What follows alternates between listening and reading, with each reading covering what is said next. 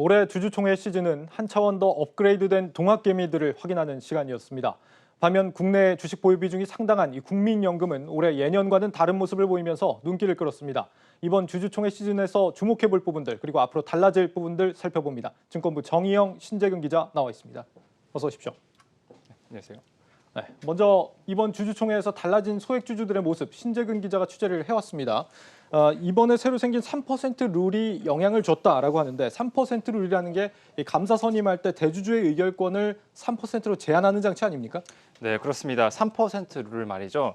감사위원 분리 선출에 적용이 되는데요. 네. 감사위원 분리 선출이란 대주주가 뽑은 이사 중에서 감사위원을 뽑는 것이 아니라 최소 1명 이상의 감사위원을 대주주로부터 독립적인 지위를 갖도록 해서 이사회를 견제하도록 하는 것을 말합니다. 예. 이때 이 감사위원이 사회이사를 겸하게 되면은 이 최대 주주와 특수 관계인의 지분을 의결권을 각각 3%로 제한을 하고 그게 아니라면은 최대 주주와 특수 관계인의 의결권을 합쳐서 이 3%로 더 엄격하게 제한을 하는 것을 말합니다. 그러니까 감사위원 선임의 최대주주의 어떤 의결권이 좀 제한이 되면서 상대적으로 소액주주들이 들어갈 어떤 룸이 더 많이 생겼다 이런 의미로 풀이가 되는데 이번에 실제 이 3% 룰이 적용된 회사가 있었습니까? 예, 그렇습니다. 대표적으로 한국엔 컴퍼니가 있습니다. 네. 이 한국엔 컴퍼니는 지분 19%를 보유하고 있던 형 조현식 부회장과 지분 43%를 보유하고 있는 동생 조현범 사장이 경영권 분쟁을 하고 있었습니다. 이 원래대로라고 하면은 지분을 더 많이 가지고 있던 동생 조현범 사장이 승리를 하는 것이 맞지만 이 3% 룰로 인해서 형 조 부회장이 조현식 부회장 측이 추천한 이 감사위원이 선임이 돼서 승리를 했습니다. 네, 조현식 부회장이 감사위원 선임을 해주면 사임하겠다라고 원래 했었잖아요. 실제로 그래서 뭐 큰 트러블 없이 형제의 난이 마무리가 된 걸로 알고 있는데 3%룰 외에도 실제 이 소액주들이 이번 주총에서 좀 목소리를 적극적으로 낸 그런 사례들이 더 있다면서요? 예, 그렇습니다. 이 획기적인 변화는 아니더라도 향후 소액주주들이 적극적인 주주권을 행사할 수 있는 가능성을 보여줬다는 평가입니다. 예. 대신경제연구소에 따르면요. 올해 주총 전체 안건 가운데 주주 제한은 모두 30건으로 지난해 25건보다 늘었습니다. 특히 감사위원과 관련한 주주 제한이 전체 5건으로 작년 1건보다 늘었습니다. 대표적으로 어떤 사례가 눈에 띕니까? 네, 사조산업을 예로 들어볼 수 있습니다. 사조산업이요? 네, 사조산업은 골프장인 캐슬렉스 제주 CC를 캐슬렉스 서울 CC로 흡수 합병하려고 했는데요. 예. 이때 소액 주주들이 여기에 반발을 했습니다. 이 주주연대는 합병안이 만약에 성사가 되면은 주지홍 사조산업 부사장의 사익으로 연결될 수 있다며 이 반발 의사를 밝혔고요. 결국에는 회사는 이 합병안을 철회를 하게 됐습니다. 예. 여기 배경을 좀 살펴보면요. 주주연대는 사조산업 경영 참여를 위해서 이 법률 자문 계약을 했고 또 경영 참여를 선언하기도 했습니다. 이처럼 주주연대가 이렇게 조직적으로 회사에 목소리를 내고 이를 쟁점화를 하자 이에 부담을 느낀 이 회사가 이 주주 달래기에 나섰다는 것으로 좀 풀이가 됩니다. 그렇군요. 소액주주들의 목소리 하면 역시 뭐 배당을 늘려달라는 요구도 있을 것 같은데 이 부분은 어떻습니까? 예, 일단 또 대신경제연구소에 따르면 올해 주총에선 재무배당과 관련한 주주 제안이 4건 있었습니다. 예. 예, 대표적으로 유수홀딩스는 원래 주당 250원의 현금 배당을 하려고 했는데 이 주주에 또 가로막혔습니다. 이 주주들은 이 배당액이 너무 적다며 주당 1,000원을 배당할 것을 요구했고 결국 회사는 주당 500원을 배당을 하게 됐습니다. 대신증권도 이 같은 주주 제안에 혼쭐이 날 뻔했는데요. 대신증권은 지난해 주당 1,000원을 배당을 했는데 올해 주당 1,200원으로 배당을 늘리기로 결정했습니다. 하지만 외국계 펀드가 배당금을 주당 1,500원을 할 것을 요구를 했고 하지만 회사 측은 기존 계획대로 주당 1,200원을 배당하게 됐습니다. 예. 올 들어서 투자자들이 주주 제한에 관심을 더 많이 갖게 된 특별한 배경이 있을까요? 네, 먼저 ESG 경영에 대한 사회 전반적인 관심이 늘어났기 때문으로 분석됩니다. 예. 특히 이제 우리나라 한국 기업은 말이죠. 특히 ESG에서 이 G에 해당하는 지배구조 개편이 미흡하다는 지적이 꾸준히 제기가 됐는데 이를 한번 바꿔보자는 이런 분위기가 확산되고 있습니다. 또 전자투표제와 의결권 대리행사 권유도 한몫했다는 평가입니다. 직접 주총장에 가지 않더라도 이 온라인으로 의결권을 행사를 할 수 있고 또 시간과 공간의 제약을 받지 않고 이 주주로서의 권리를 행사할 수 있다는 점에서 또 긍정적이습니다. 실제 또 전자투표 시스템을 도입한 상장사는 작년보다 28% 증가했고요. 예. 여기에 더해서 장기 저성장 국면이 이어지면서 이 기업 가치를 높일 수 있는 방법으로 주주 제한이 효과적이라는 분석도 또 힘을 얻게 됐습니다. 예, 비대면과 ESG 시대적인 좀 환경에 영향을 미쳤다라는 생각이 드는데, 자 이번 주총에서 눈여겨볼 부분으로 이 소액 주주들의 입김이 세졌다는 점을 한 가지 좀 살펴봤고, 또 한 가지 살펴볼 게 이 국민연금의 영향력 부분입니다. 이 국내 증시에서 워낙 큰 비중을 차지하기 때문에 올해 이 주총 시즌에서 어떤 영향을 미쳤나가 좀 궁금한데, 이 소식은 정의영 기자가 준비했죠. 어떻습니까? 국민연금은 최근 몇 년 동안 3월 정기주주총회 시즌마다 적극적 주주 활동에 대한 목소리를 키우고 있었는데요. 올해 정기주주총회 시즌이 마무리된 결과 올해 성과에 대해 결론부터 말씀드리자면 국민연금의 주주 활동은 사실상 무위에 그쳤다는 평가입니다. 여러 기업들의 주주총회 안건에 대해서 반대 의결권을 행사했지만 대부분 아무런 수확 없이 끝났기 때문인데요. 대표적으로 조원태 한진그룹 회장의 대한항공 사내이사 선임에서도 국민연금이 반대표를 행사했는데요. 하지만 국민연금을 제외한 대다수 주주들이 찬성표를 던지면서 80%가 넘는 압도적인 찬성률을 기록하고 원안대로 통과됐습니다. 네. 대한항공뿐 아니라 주요 기업들의 주주총회 가운데 우리금융지주와 하나금융지주의 이사 선임 안건에 반대표를 행사했지만 결국 원안대로 통과됐고요. 삼성전자와 포스코, SK텔레콤, 삼성 SDI를 비롯한 다수 기업의 이사 보수 안도에도 반대표를 행사했지만 결국 원안대로 통과됐습니다. 소액 주주들은 영향력이 커졌는데 반면에 국민연금은 좀 오히려 축소가 된 느낌입니다. 혹시 예전에도 이랬습니까?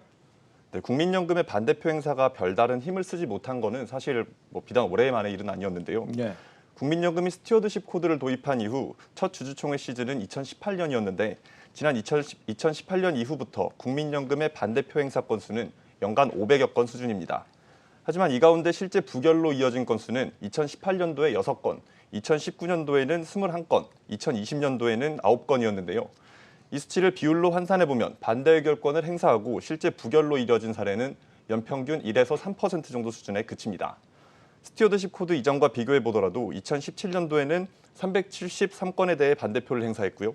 이 중 2% 남짓한 7건이 부결된 것과 비교해보더라도 별반 차이가 없는 것으로 보입니다. 스튜어드십 코드라는 게 그러니까 연기금들이 기업 의사결정에 좀 적극적으로 참여하기 위한 지침 같은 건데, 국민연금 반대표 행사가 굉장히 좀 많아진 데 비해서 실제 부결로 이어지는 경우는 그렇게 늘지가 않았다. 이유가 어디에 있습니까? 네, 국민연금이 보유한 지분이 압도적인 영향력을 행사할 만큼의 수준은 아니었기 때문인데요. 국민연금이 지분 5% 이상을 보유해 대주주에 올라 있는 기업의 수는 260여 개 기업입니다. 예. 이 기업들 가운데 가장 많은 지분을 보유한 기업은 13%대에 불과하고요. 평균 보유 비율은 약 8% 수준입니다. 최대 주주에 올라 있는 기업 9개사 역시 평균 보유 비율은 11%대에 그칩니다. 정기주주총회에서 안건 통과를 시키려면 참석 주주의 절반 이상의 동의가 필요하거든요. 하지만 국민연금은 많아야 10% 내외의 지분을 보유하고 있는 만큼 압도적인 영향력을 행사하기보다는 주요 쟁점에 대해서 캐스팅 보트 역할에 그칠 수밖에 없다는 분석이 나옵니다. 예상했던 것보다 국민연금의 영향력이 그렇게 압도적이진 않았네요. 소액 주주들은 올해 주주 제한에 좀 적극적이었다고 하는데 국민연금도 그랬습니까? 네, 소액 주주들이 앞서 말씀 주셨던 것처럼 주주 제한의 활발한 모습을 보였던 것과 달리 국민연금은 단 한 건의 주주 제한도 하지 못했습니다. 네. 올해뿐 아니라 적극적 주주활동 가이드라인을 첫 도입했던 2020년에는 주주 제한 마감 시한인 주총 6주 전 시점을 맞추지 못하면서 주주 제한이 결국 불발된 바 있는데요. 지난 2월 초순까지만 해도 국민연금이 올해는 다양한 주주 제한을 쏟아낼 가능성이 있다는 전망이 나왔었습니다.